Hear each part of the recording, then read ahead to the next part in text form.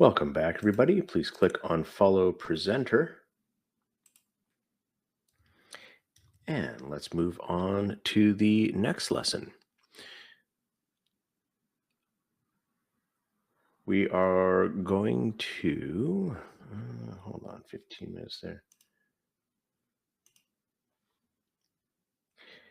Control the flow of data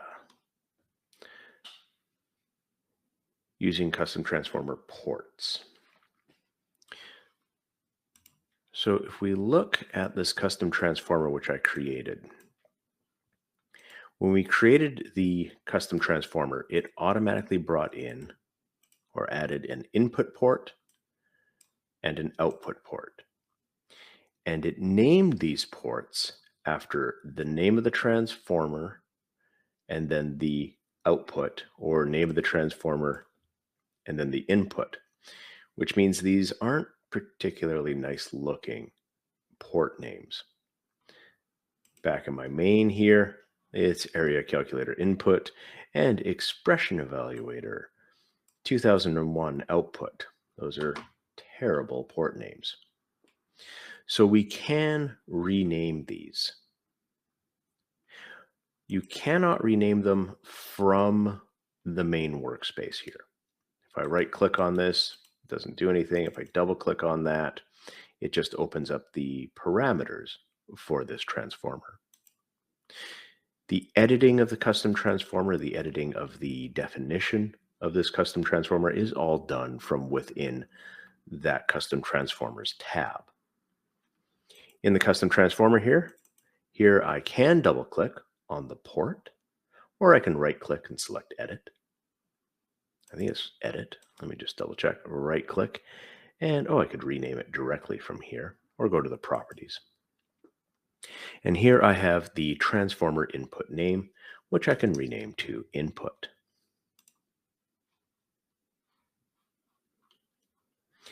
So now when I go back to the main tab, I can see that I have the input. With older versions of FME, renaming the port could end up breaking this connection here. So it's always a good idea to go back and check.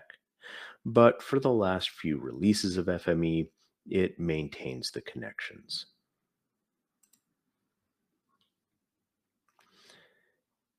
Back in my custom transformer, if I right click on the canvas, I can see here that I can add additional input and output ports. So I can just click on one of these. I can also create a looping port as well. So the looping port doesn't appear outside the transformer, but I can direct things to it. And then in its configuration, you select what input port you want to loop back to.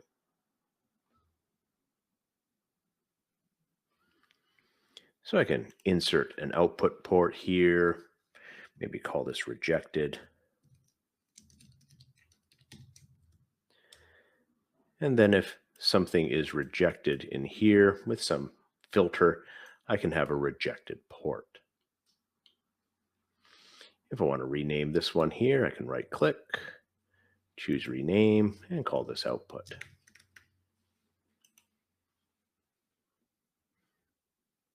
Now in the exercise part of this, you're also going to go in and change some of the parameters in these transformers. So let's take a look. If I go to main here, I have my density evaluator. You won't have the rejected port. I just added that. It's not actually connected to anything. Nothing would ever be rejected at this point. I go in here and I have my user parameters, and it is selecting a particular attribute.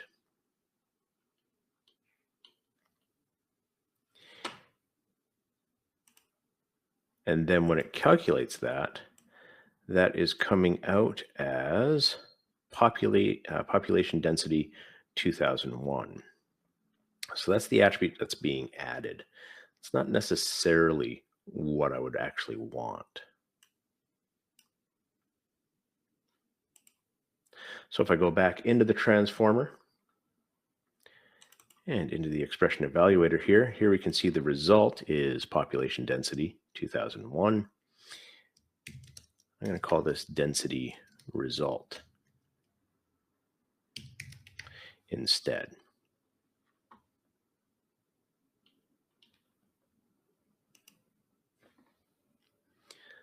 So now if I go back to main here, I can see this is adding a density result attribute. And I can run to this and double check that it's actually populating that.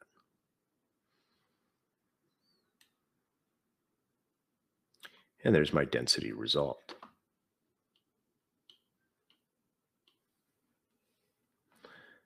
Okay. At the end of this exercise, there's also a challenge question, and you'll need that image to answer the first quiz question.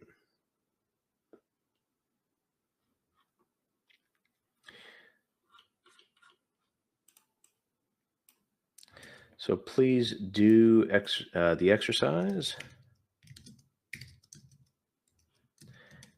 and we'll continue. Oops. And we'll continue at, it's a 15-minute one, 49:55.